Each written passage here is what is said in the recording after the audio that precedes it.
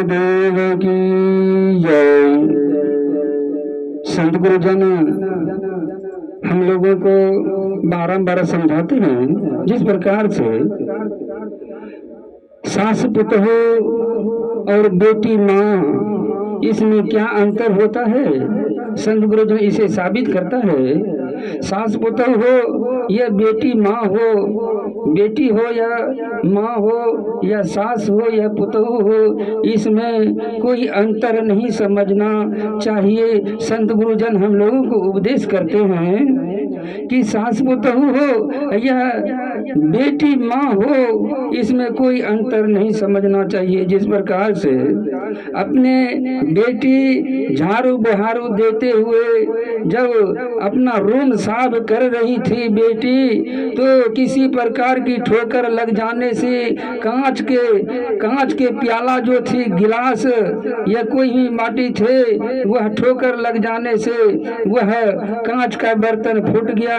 तो ढनमनाहट का आवाज हुआ तो माँ चकुन्ना होकर कहने लगी, बेटी क्या चीज आवाज दे रही है। बेटी कहती है, माँ यह कांच की बर्तन फूट गई और यह चकनाचूर हो गई। तो माँ कहती है, कोई बात नहीं है, कोई बात नहीं है बेटी, मैं दूसरा खरीद लूंगा, कोई बात नहीं, घबराने की कोई बात नहीं। बेटी को माँ कहती है, बेटी कोई बात नहीं, मैं दूसरा कांच का प्याला मैं खरीद लूंगा, कांच का प्याला मैं दूसरा खरीद लूंगी, लेकिन तुम्हें घबराओ नहीं।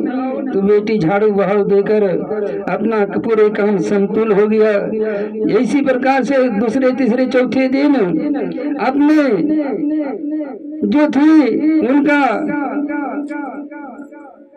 पुतहु जो थी वह झाड़ू बहारू दे रही थी और कांच का बर्तन, कांच का प्याला नया ही खरीद कर उसी टेबल पर रख दिए थे।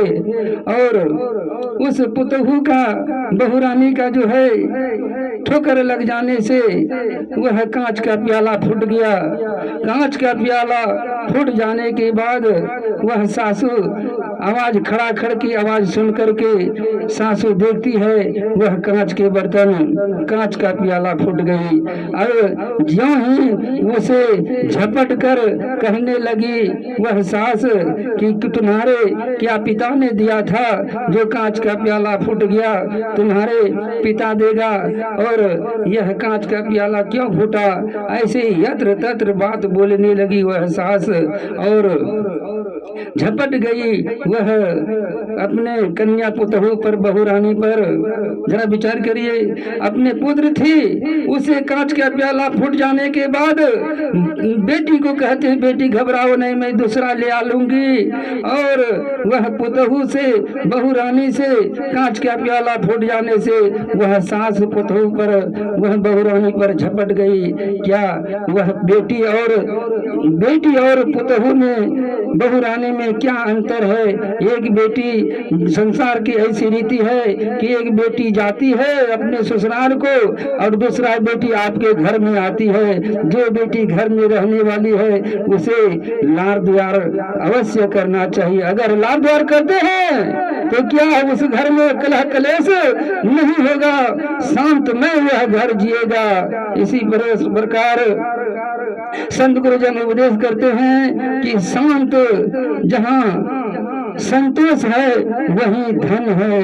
प्रेम से बोलिए सदगुरुदेव की जय।